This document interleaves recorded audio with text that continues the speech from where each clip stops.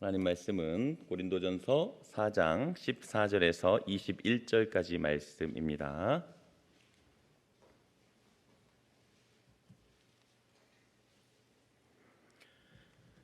신약성경 267페이지에 나와 있습니다.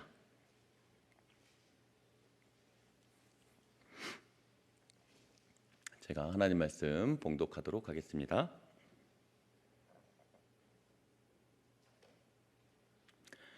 내가 너희를 부끄럽게 하려고 이것을 쓰는 것이 아니라 오직 너희를 내 사랑하는 자녀같이 권하려 하는 것이라. 그리스도 안에서 일만 스승이 있으되 아버지는 많지 아니하니 그리스도 예수 안에서 내가 복음으로써 너희를 낳았음이라. 그러므로 내가 너희에게 권하노니 너희는 나를 본받는 자가 되라.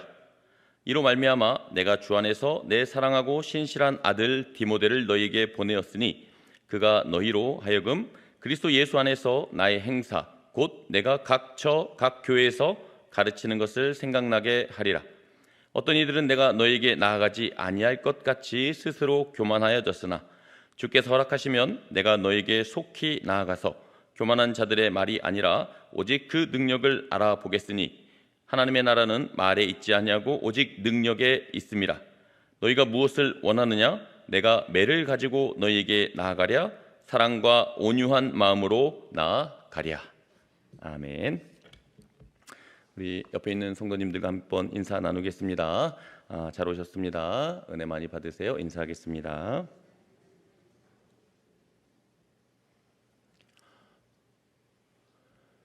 사분오열이라는 한자 성어가 있습니다. 한자를 풀이하면 넷으로 나뉘고 다섯으로 찢어지다라는 뜻입니다. 국어사전에는 질서 없이 여러 갈래로 찢어지거나 흩어진 모습을 비유하는 말이라고 나와 있습니다. 이러한 사분오열의 모습이 얼마나 큰 피해를 가져왔는지 우리는 역사 가운데 잘 알고 있습니다. 우리나라 조선 말기에 사색당파, 남인, 북인, 노론, 소론 이렇게 극심하게 나누어 있을 때 여러 요인들이 있었겠지만 결국 나라를 빼앗기고 식민지의 치욕을 겪고 말았습니다. 유대인들의 경우 예수님 오실 당시 4개 분파, 바리새파, 사두개파, 에센파, 열심당원파로 나뉘어 있었고 역시 로마 제국과의 전쟁에 패하며 식민지 지배를 받게 되었습니다. 그런 의미에서 고린도 교회에 여러 문제가 발생했고 특히 4개의 파로 나뉘어 있다는 소식을 들었을 때 바울의 심정이 어떠했을까요? 당시 고린도 교회가 바울파, 아볼로파, 베드로파, 그리스도파 이렇게 4개의 파로 나뉘어 다투고 있었던 것입니다. 바울의 마음이 얼마나 아프고 속이 상했는지 고린도전서 편지를 쓰면서 인사를 마치자마자 이 문제를 집중적으로 거론합니다. 1장 10절부터 시작된 바울의 책망과 권면은 오늘 본문 4장까지 계속되어 무려 4장에 걸쳐서 이루고 있습니다. 바울은 이 문제를 해결하기 위해 사랑하는 믿음의 아들 디모데를 파견했다고 말합니다. 17절 말씀을 보시기 바랍니다. 이로 말미암아 내가 주 안에서 내 사랑하고 신실한 아들 디모데를 너에게 보내었으니 그가 너희로 하여금 그리스도 예수 안에서 나의 행사 곧 내가 각 교회에서 가르치는 것을 생각나게 하리라. 당시 바울은 3차 세계 선교 여행 중에 에베소 교회 두란노 서원에서 복음을 전하며 말씀을 가르치고 있었습니다. 당장 갈 수 없는 상황이었기 때문에 자신을 대신하여 가장 일을 잘 처리할 수 있는, 가장 믿을 수 있는 디모데를 파송했던 것입니다. 사실 디모데 역시 이 당시에 다른 지역 마게도냐 지방에서 사역을 하고 있던 중이었기 때문에 이 사실을 통해서 바울이 디모데를 얼마나 신뢰하고 있었는지 또한 고린도 교회를 얼마나 사랑하고 있었는지 잘 알 수 있는 대목입니다. 그러나 디모데를 대신 보내는 것이 바울이 마치 고린도 교회에 재방문하는 것을 두려워하고 회피한다는 그런 괜한 오해와 구설수에 오를 수도 있었습니다. 고린도 교회에 워낙 말이 많은 그런 또 다툼이 있던 지역이기 때문에 그렇죠. 그래서 바울은 끝부분에 자신이 고린도 교회에 다시 방문하는 것을 결코 두려워하거나 회피하는 것이 아니라는 사실을 밝힙니다. 우리 본문 18절에서 20절 말씀 교독해서 읽어보겠습니다. 제가 먼저 18절 말씀 읽습니다. 어떤 이들은 내가 너에게 나아가지 아니할 것 같이 스스로 교만하여졌으나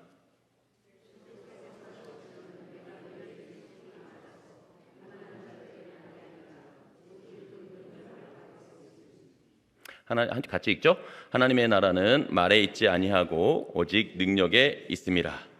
사랑하는 여러분, 고린도 교회는 바울이 제2차 세계 선교 여행 중에 가장 마지막에 개척했던 교회입니다.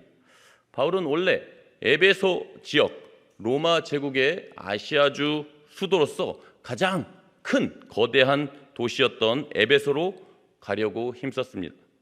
그러나 성령님께서 아시아에서 복음 전하는 것을 계속해서 막으시더니 밤중에 마게도냐 환상을 통해 유럽으로 향하게 하셨습니다. 전혀 뜻밖의 유럽 지역에 복음을 전하게 되었고 유럽 최초의 빌립보 교회를 개척하게 되었습니다. 이후에 아래를 따라 내려가면서 데살로니가 교회, 베레아 교회, 아덴, 아테네를 지나 고린도 지역까지 이르게 되었던 것입니다.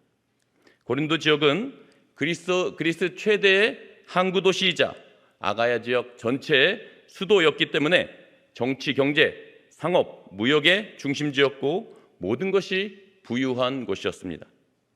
적어도 12개의 신전이 있었다고 알려져 있는데 사랑의 여신 아프로디테에게 바쳐진 신전에만 1000명가량의 신전 매춘부들이 활동하고 있어서 성적으로 매우 음란한 곳이기도 했습니다. 물질과 지혜와 은사와 음란과 이 모든 것들이 넘쳐났던 고린도 지역에서 천하의 바울도 많이 위축될 수밖에 없었고 두렵기도 했던 것 같습니다. 사도행전 18장 9절에서 11절 말씀을 보시기 바랍니다. 아마도 연약한 가운데 하나님께 기도하는 가운데 하나님의 말씀이 임했던 것 같습니다. 밤에 주께서 환상 가운데 바울에게 말씀하시되 두려워하지 말며 침묵하지 말고 말하라. 내가 너와 함께 있음에 어떤 사람도 너를 대적하여 해롭게 할 자가 없을 것이니 이는 이 성중에 내 백성이 많음이라 하시더라. 1년 6개월을 머물며 그들 가운데서 하나님의 말씀을 가르치니라. 아시다시피 바울의 선교 여행 일정은 그저 스쳐 지나가거나 2주일, 한 달 또는 많으면 석 달 정도가 거의 대부분이었습니다. 그러므로 바울이 고린도 지역에서 1년 6개월 동안 머물면서 복음을 전하고 교회를 세웠다는 것은 이 지역이 얼마나 힘든 지역이었나 그리고 할 일들이 많이 있었나를 잘 보여줍니다. 그렇기에 바울은 이 고린도 교회를 특별하게 아끼고 사랑할 수밖에 없었을 것입니다. 이러한 배경을 가지고 오늘 본문을 보시면 시작 부분에 바울이 편지를 쓰고 있는 목적을 다음과 같이 밝힙니다. 본문 14절 말씀입니다. 내가 너희를 부끄럽게 하려고 이것을 쓰는 것이 아니라 오직 너희를 내 사랑하는 자녀같이 권하려 하는 것이라. 이미 앞에 4장에 걸쳐서 바울은 고린도 교회의 분쟁과 교만에 대해 준엄한 책망을 해왔기 때문에 이제 그들의 마음을 만져줄 필요가 있었습니다. 바울은 자신이 고린도 교회를 사랑하는 자녀같이 대하고 있음을 알리고 싶었던 것입니다. 여기서 권하려에 해당하는 헬라어는 교훈하다, 훈계하다, 권면하다라는 뜻을 가진 단어입니다. 여기에서는 아비로서의 부성애를 나타내고 있으므로 훈계하다라는 의미가 가장 적절해 보입니다. 바울은 지금 악한 감정을 가지고 고린도 교회를 무너뜨리려고 치욕스럽게 하려고 하는 것이 아니고 자녀를 진정 사랑하는 아버지가 눈물을 머금고 훈계하는 심정을 표현하고 있는 것입니다. 이어서 너무나 유명한 말씀이 등장합니다. 우리 15절 16절 말씀 함께 읽도록 하겠습니다. 시작. 그리스도 안에서 일만 스승이 있으되 아버지는 많지 아니하니 그리스도 예수 안에서 내가 복음으로써 너희를 낳았음이라. 그러므로 내가 너희에게 권하노니 너희는 나를 본받는 자가 되라. 사랑하는 성도 여러분, 그리스도 안에 1만 스승이 있으되 아버지는 많지 아니하니, 이 말씀이 너무나 마음에 와 닿습니다. 바울은 고린도 교회를 복음으로 낳아 개척한 사람입니다. 정말로 힘든 가운데서 1년 6개월 동안 눈물로 복음의 씨를 뿌리며 온 사력을 다해 섬겼습니다. 맨 처음 인사 부분에 밝힌 것처럼 고린도 교회를 위해서 계속해서 이후에도 감사하며 기도하고 있었습니다. 그는 여기저기서 많이 볼 수 있는 스승과 같지 않고 아버지와 같은 심정을 가지고 있었던 것입니다. 스승으로 번역된 헬라어 파이다 고고스라는 단어는 후견인, 가정교사라는 뜻을 지니고 있습니다. 당시 귀족 계급에 속하는 소년들의 생활과 품행을 지도하는 임무를 맡은 신실한 종들을 의미합니다. 갈라디아서에 이 단어가 그대로 쓰였는데 율법을 가리켜 그리스도에게로 인도하는 몽학선생, 초등교사라고 기록된 바 있습니다. 잘 아시는 것처럼 고대 그리스인들은 지혜를 가장 중요한 가치로 여겼습니다. 고대 그리스 문명의 시작이 바로 소크라테스, 플라톤, 아리스토텔레스로 이어지면서 알렉산더 대왕을 통해 인간을 가장 최고의 존재로 여기는 헬레니즘 문명이 탄생하게 되었습니다. 동양과 서양을 통합하여 대헬라 제국을 건설하고자 했던 알렉산더 대왕의 스승이 바로 아리스토텔레스였던 것입니다. 그러므로 이 지역에서 스승의 역할은 매우 중요하게 여겨졌음에 분명하고 1만 명이라고 표현될 만큼 많은 스승들이 활동하고 있었던 것 같습니다. 그렇지만 아무리 많은 스승들이 있다고 할지라도 아버지는 결코 많을 수 없습니다. 15절을 표준 새 번역에서 이렇게 번역하고 있는데요. 제가 한번 읽어보겠습니다. 그리스도 안에서 여러분에게 10,000명의 스승이 있을지 몰라도 아버지는 여럿이 있을 수 없습니다.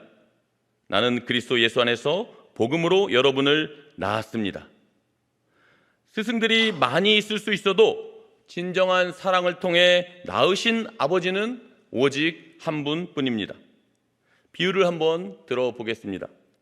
우리나라의 교육학을 가르치는 수많은 교수들과 교사들과 어린이집 선생님들이 있습니다. 공부도 너무 많이 하고 유학도 갔다 온 서울대 교수들과 실력 있고 유능한 선생님들이 곳곳에 많이 있겠지만 내 자녀를 그들의 집에서 키우지 않습니다. 왜냐하면 내가 그 아이의 하나뿐인 부모이고 나를 통해 이 땅에 태어난 자녀에 대한 1차적인 양육의 책임이 바로 부모에게 있기 때문입니다. 바울은 지금 고린도 교회의 개척자로서 아비의 심정으로 책망하며 훈계하고 있는 것입니다. 이후 바울은 16절에서 그러므로 내가 너에게 권하노니 너희는 나를 본받는 자가 되라고 권면을 합니다. 이것은 바울의 교만을 나타내거나 사람들을 바울파로 만들려고 하는 그런 의도가 있는 것이 결코 아닙니다.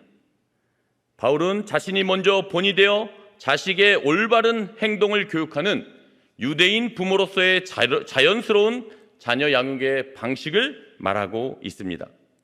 유대인들의 자녀 교육의 원리에 아버지가 그러하면 자식들도 그러하다라는 격언이 있다고 합니다. 자녀들은 부모의 말이 아니라 부모의 등, 즉 본이 되는 삶을 보며 자란다는 뜻일 것입니다. 바울은 이미 본문 바로 앞에 11절, 13절에 자신이 십자가의 복음을 전하는 종으로서 어떻게 살았는지 밝혔습니다. 제가 한번 읽어보겠습니다. 오늘 본문 바로 윗부분입니다. 바로 이 시각까지 우리가 줄이고 목마르며 헐벗고 매맞으며 경처가 없고 또 수고하여 친히 손으로 일을 하며 모욕을 당한 즉 축복하고 박해를 받은 즉 참고 비방을 받은 즉 권면하니 우리가 지금까지 세상의 더러운 것과 만물의 찌꺼기같이 되었도다. 바울이 그리스도와 복음을 위한 종으로서 얼마나 헌신적이고 희생적으로 살았는지 잘 느낄 수 있습니다. 또한 바울이 가장 많은 3년 동안 함께 지냈던 에베소 교회 장로들과 이별하는 장면을 볼 때 우리는 바울이 어떻게 살고 사역했는지 엿볼 수 있습니다. 사도행전 20장 31절 이하에 나오는데요. 시간 관계상 31절과 우리 35절을 함께 읽도록 하겠습니다. 31절, 35절입니다. 시작. 그러므로 여러분이 일깨어 내가 3년이나 밤낮 쉬지 않고 눈물로 각 사람을 훈계하던 것을 기억하라. 범사에 여러분에게 모본을 보여준 바와 같이 수고하여 약한 사람들을 돕고 또 주 예수께서 친히 말씀하신 바 주는 것이 받는 것보다 복이 있다 하심을 기억하여야 할지니라. 바울은 자신의 모든 삶이 그리스도와 복음을 위해 온전히 드려진 삶이요 성도들에게 모본을 보여준 삶이었다는 것을 강조하고 있습니다. 그런 의미에서 바울은 이곳에서뿐만 아니라 갈라디아서, 빌립보서, 데살로니가 전서, 후서에도 너희는 나를 본받는 자가 되라고 동일하게 도전할 수 있었던 것입니다. 사랑하는 여러분, 오늘 우리 시대의 가장 불행한 일 중 하나가 진정한 어른이 없는 것이다 라는 말을 종종 듣습니다. 세상에서도 그렇고 교회에서도 마찬가지입니다. 우리 모두가 존경하고 따를 수 있는 지도자가 있었다면 우리 사회와 교회가 이렇게까지 타락하고 무너지지는 않았을 것이라는 안타까운 목소리일 것입니다. 죄송한 말씀이지만 요즘 저에게 가장 힘든 일 가운데 하나는 성도님들로부터 어떤 지역에 좋은 교회를 추천해달라는 요청을 받을 때 참 난감할 때가 많습니다. 그러므로 가정에, 직장에, 나라에, 교회에 믿고 따르고 존경할 수 있는 진정한 어른이 있다는 것은 가장 큰 축복 가운데 하나일 것입니다. 진정한 스승과 어른을 찾아보기 힘든 이때 일제시대의 독립운동가이셨던 도산 안창호 선생님의 말을 우리가 마음에 새겨야 하겠습니다. 지도자가 없다고 한탄만 하지 말고 너 자신이 지도자가 되려고 노력하라. 다시 한번요. 지도자가 없다고 한탄만 하지 말고 너 자신이 지도자가 되려고 노력하라. 우리 성도님들은 과연 어떠십니까? 진정한 스승과 어른, 지도자를 만나셨습니까? 그렇지 못하다면 스스로 그러한 스승과 어른과 지도자가 되기 위해 힘써 노력하고 계십니까? 이런 의미에서 저에게 이번 여름 휴가가 너무나 뜻깊은 시간이 되어 잠시 말씀드리고 싶습니다. 큰아들이 이제 중3이 되어서 학원에 다니다 보니까 잠깐 가족 여행을 다녀오고 나머지 날들에 책을 3권 읽을 수 있었습니다. 올해 5월에 소천하신 팀 켈러 목사님에 대한 생애, 설교, 신학에 관한 책이었습니다. 개인적으로 굉장한 감동과 도전을 받았습니다. 미국 뉴욕에 개척하여 최고의 지성인들과 문화예술인들, 특별히 젊은이들이 6천 명 이상 모이는 놀라운 부흥을 이루었습니다. 그럼에도 교회 인원을 더 늘리지 않고 세계로 분립개척을 하고 같은 마음을 품은 사람들을 네트워크하고 훈련하여 세계 주요 100대 도시에 무려 430개의 교회를 개척했다고 합니다. 특별히 세계의 심장이라고 불리는 뉴욕 맨하탄에서 수적으로 부흥하기 힘들다는 개혁주의 신학 원리를 통하여 수천 명의 젊은이들이 예배와 교제와 세상을 변화시키는 기쁨과 감격을 누리고 있다는 내용들을 책으로 직접 확인했습니다. 제 마음에 이런 깨달음이 왔습니다. 하나님께서 사람을 이렇게 준비시키셔서 사용하시는구나. 그 한 사람을 통하여 이렇게 위대한 역사를 일으키실 수 있구나 하는 것을 생생히 느낄 수 있었습니다. 제가 24살 때 처음 신앙생활을 시작하면서 오누리교회 고 하영조 목사님을 너무 좋아하고 존경했습니다. 이후 합동신학대학원에 들어가게 되어 한 번도 뵌 적은 없지만 설립자 박윤선 박사님의 바른 신학, 바른 교회, 바른 생활이라는 합신의 모토가 참 좋았고 목회의 방향이 되었습니다. 그렇지만 온누리교회에서 경험했던 신앙과 합신에서 배웠던 바른 개혁주의 신학이 어우러진 교회에 대한 고민과 갈급함이 항상 제 마음속에 있었던 것 같습니다. 그런데 이번에 팀 켈러 목사님과 그분이 개척하신 리디머 교회 이야기를 보면서 제가 고민하고 갈망했던 이런 내용들이 잘 어우러진, 아니 상상 그 이상으로 교회와 목회를 이룬 것에 대한 모델과 멘토를 만나는 큰 기쁨을 누리게 되었습니다. 진정한 멘토가 있는 분들은 이것이 얼마나 큰 기쁨이고 큰 축복인가를 잘 아실 거라고 생각합니다. 성도 여러분, 좋으신 하나님께서 오늘 저와 우리 성도님들에게 이러한 마음과 도전을 주시면 좋겠습니다. 1만 스승이 있으나 아비와 같은 사람이 되기 바란다. 자녀들과 후배들에게 너희는 나를 본받는 자가 되라고 담대히 말하는 사람이 되어라. 누군가의 멘토가 되어주고 큰 산과 울타리가 되어 주어라. 그럼에도 불구하고 이 세상에서 유일하신 진정한 아버지와 진정한 스승은 오직 우리 하나님 아버지와 예수 그리스도 한 분뿐이심을 믿으시기 바랍니다. 마태복음 23장 9절 말씀을 보시기 바랍니다. 제가 한번 읽어보겠습니다. 그러나 너희는 랍비라 칭함을 받지 말라. 너희 선생은 하나요? 너희는 다 형제니라. 땅에 있는 자를 아버지라 하지 말라. 너희의 아버지는 한 분이시니 곧 하늘에 계신 이시니라. 또한 지도자라 칭함을 받지 말라. 너희의 지도자는 한 분이시니 곧 그리스도시니라. 아멘이십니까? 하나님 아버지만이 이 모든 천지만물을 친히 지으셨고 기르시고 돌보시는 유일하신 아버지 되십니다. 우리 구주 예수 그리스도만이 우리의 모든 고난과 마음과 형편을 하시는 유일한 지도자가 되십니다.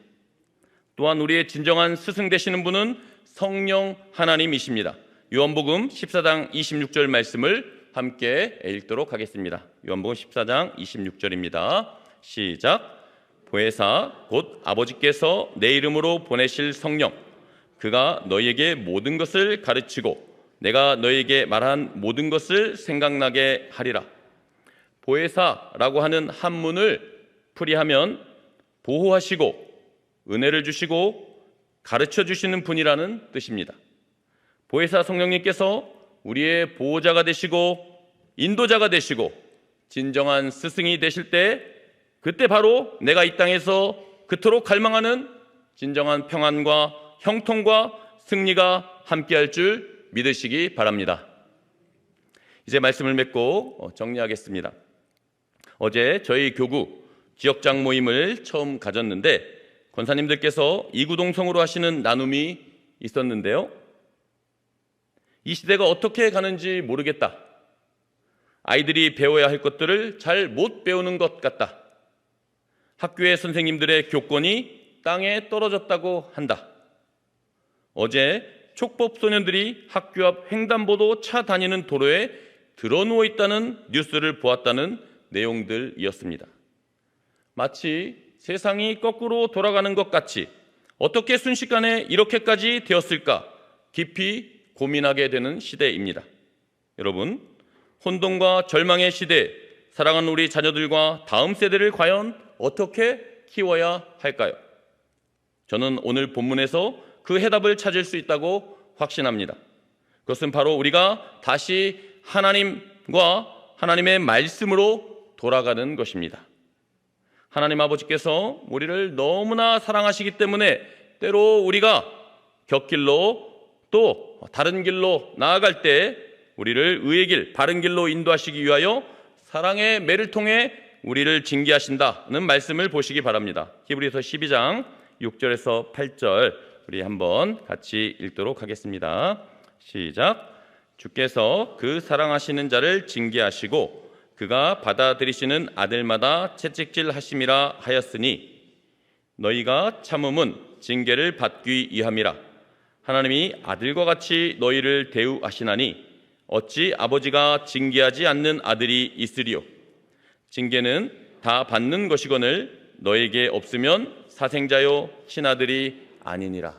우리가 혹시 아픔과 고난과 이해하고 감당하기 어려운 그런 힘든 상황에 있다면 하나님께서 여전히 나를 사랑하시고 나를 자녀로 그렇게 부르시고 계시는 것이다 라고 생각해야 한다는 것입니다. 사랑하는 성도 여러분, 본문의 사도 바울은 오직 하나님 아버지의 사랑과 그리스도의 본을 따라 남은 삶을 세계 선교 여행을 하며 복음을 전하고 교회를 개척했습니다. 바울은 자신이 개척하고 사역했던 고린도 교회를 마치 사랑하는 자녀처럼 대합니다. 교회가 4개의 분파로 나뉘어진 극심한 위기 상황에 대하여 정말 거룩한 분노를 가지고 큰 호통과 책망을 담아 훈계하고 있습니다. 1만 스승이 있으되 아비는 많지 아니하기 때문에 친히 사랑의 보호자가 되어 너희는 나를 본받는 자가 되라고 담대히 선언하고 있습니다. 바울은 장문의 편지를 보냈고 사랑하는 믿음의 아들 디모데를 파견했고 나중에 직접 방문하기도 했고 다시 눈물의 편지를 써서 보낸 후에야 비로소 이 문제투성이 고린도 교회가 마침내 회개하고 돌이켰다는 소식을 듣게 됩니다. 바울이 참으로 기뻐하고 감격하는 장면을 마지막으로 우리 함께 보도록 하겠습니다. 고린도후서 7장 7절에서 9절까지 말씀입니다. 우리 한번 같이 읽도록 하겠습니다. 시작. 그가 온 것뿐 아니요 오직 그가 너희에게서 받은 그 위로로 위로하고 너희의 사모함과 애통함과 나를 위하여 열심히 있는 것을 우리에게 보고함으로 나를 더욱 기쁘게 하였느니라. 그러므로 내가 편지로 너희를 근심하게 한 것을 후회하였으나 지금은 후회하지 아니함은 그 편지가 너희로 잠시만 근심하게 한 줄을 알미라. 내가 지금 기뻐함은 너희로 근심하게 한 까닭이 아니요 도리어 너희가 근심함으로 회개함에 이른 까닭이라. 너희가 하나님의 뜻대로 근심하게 된 것은 우리에게서 아무 해도 받지 않게 하려 함이라. 사랑하는 성도 여러분, 오늘 우리 구주 예수 그리스도의 본을 따라서 그리고 사도 바울의 뒤를 따라서 그리고 우리 믿음의 선배들의 그 본을 따라서 지식만 가르치는 스승이 되지 말고 전 존재를 사랑으로 품는 아비와 같은 사람이 되시기 바랍니다. 말만 하는 사람이 되지 말고 솔선수범하여 본을 보이는 사람이 되시기 바랍니다. 지도자가 없다고 한탄만 하지 말고 스스로 지도자가 되도록 힘써 노력하시기 바랍니다. 그리하면 하나님께서 길을 잃어버린 우리 자녀들과 다음 세대들을 회복시켜 주시고 새롭게 해주실 것입니다. 가장 문제가 많았던 고린도 교회가 변화되었던 것처럼 한국교회와 이 땅의 교회들을 돌이키게 하시고 다시 고쳐주실 것입니다. 팀 켈러 목사님과 리드머 교회가 뉴욕 맨하탄에 보여준 것처럼 오늘날 가장 최악의 곳에서도 또한 우리가 믿고 확신하는 개혁주의 신학을 통해서도 위대한 부흥과 새로운 역사를 일으켜 주실 것입니다.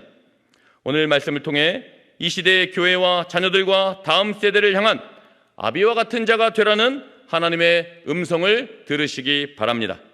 참으로 그리스도를 본받는 자가 되고 이제 스스로 나를 본받으라고 담대하게 선포하는 그러한 참된 교회와 성도가 되시기 바랍니다. 마지막 절체절명의 위기의 때 주님 안에서 진정한 회개와 변화와 새 역사를 경험하시는 저와 우리 모든 성도님들 다 되시길 주님의 이름으로 간절히 축원합니다. 아멘.